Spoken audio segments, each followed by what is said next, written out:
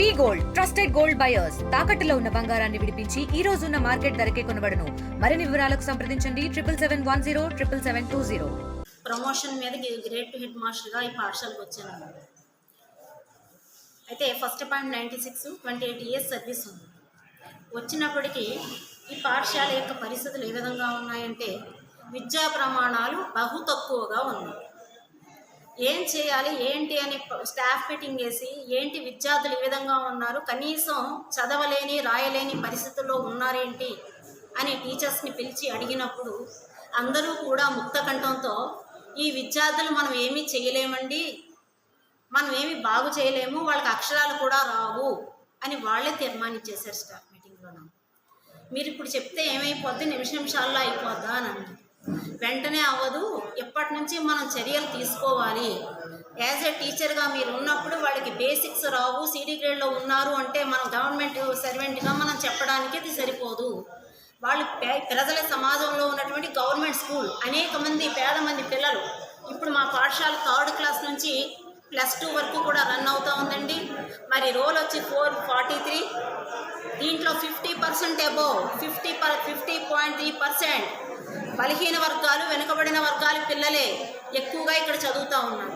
వాళ్ళ పేరెంట్స్ పిల్లల్ని అప్పచెప్పి మాకు వారి యొక్క డైలీ వేస్కి వెళ్ళిపోతూ ఉంటారు.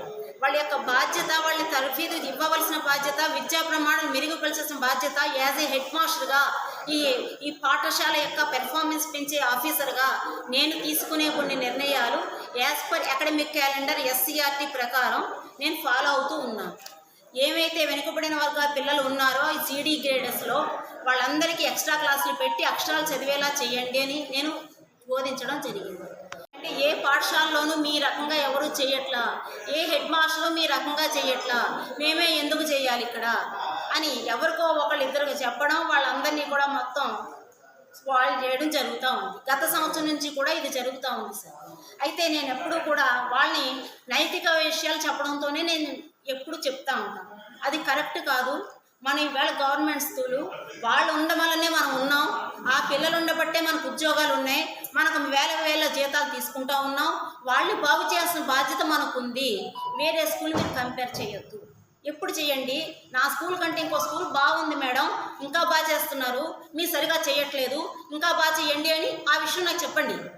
ఇంకో స్కూల్లో చేయట్లేదు మీ స్కూల్లో చేయొద్దు అని వాళ్ళు మాట్లాడటం జరిగింది. నెంబర్ ఆఫ్ టైమ్స్ వాళ్ళకి చెప్పానండి, మనం డ్యూటీ పర్ఫెక్ట్గా చేస్తే భగవంతుడు మనల్ని చూస్తాడా, పిల్లల బతుకులు బాగుంటాయి.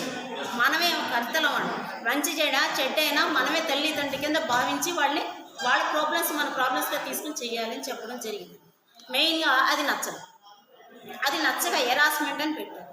హెడ్ మాస్టర్గా class room monitoring any time చేయొచ్చు సార్. వాళ్ళు ఏం చెప్తున్నారు, ఎందుకు చేయాల్సి వస్తుందంటే సెల్ ఫోన్స్ పట్టుకెళ్ళి క్లాస్ రూమ్లో కుర్చీలో కూర్చుని సెల్ ఫోన్ చూస్తూ ఉన్నారు. అది ఎంతవరకు సమంజసం? ప్రతి నిమిషం కూడా ఇక్కడ మేము పే చేస్తుంది గవర్నమెంట్, మాకు ప్రతి నిమిషం మోస్ట్ వాల్యుబుల్.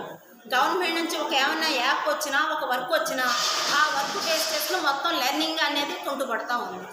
ఏ స్టూడెంట్కి లెర్నింగ్ అవుట్కమ్స్ అనేది రావడంలో ఏ టీచరు కూడా సన్నద్ధంగా మాకు చేయట్లేదు. కొంతమంది చేస్తూ ఉన్నారు, మెజారిటీ% చేయట్లా.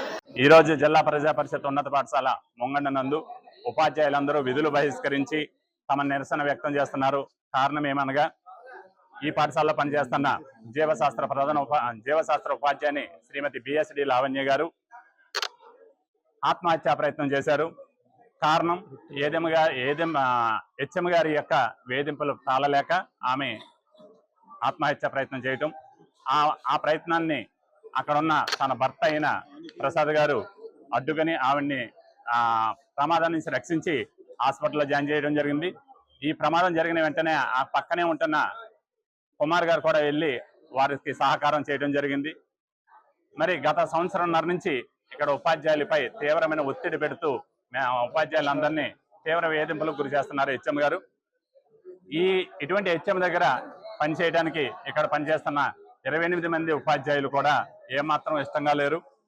చాలా భయాందోళనతో పనిచేస్తున్నారని తెలియజేస్తూ ఈ సమస్య తేలే వరకు మేము విధులకి హాజరు కాకూడదని నిర్ణయించుకోవడం జరిగింది. అందరం ఇక్కడ కూర్చొని ఉన్నాం. మరి ఈ HM గారిని ఇక్కడ నుంచి బదిలీ మీద పంపించవలసిందిగా మేము కోరుతున్నాం. లేదు మా 30 మందిని ట్రాన్స్ఫర్ చేసి వేరే వేరే స్కూల్స్కి ప్రభుత్వ యాజమాన్యానికి ఏ విధంగా అవకాశం ఉంటుందో ఆ విధంగా మమ్మల్ని అందరినీ ట్రాన్స్ఫర్ చేసి ఇక్కడ వేరే ఉపాధ్యాయులు ఎంచుకుని ఆవిడ చేత పనిచేయించుకోవాల్సిందిగా తెలియజేస్తున్నాం. మరిన్ని వీడియోస్ కోసం ఛానల్ ని సబ్స్క్రైబ్ చేయండి. లేటెస్ట్ అప్డేట్స్ కోసం వాట్సాప్ ఛానల్ ని ఫాలో అవ్వండి. అండ్ లింక్ డిస్క్రిప్షన్ లో ఉంది.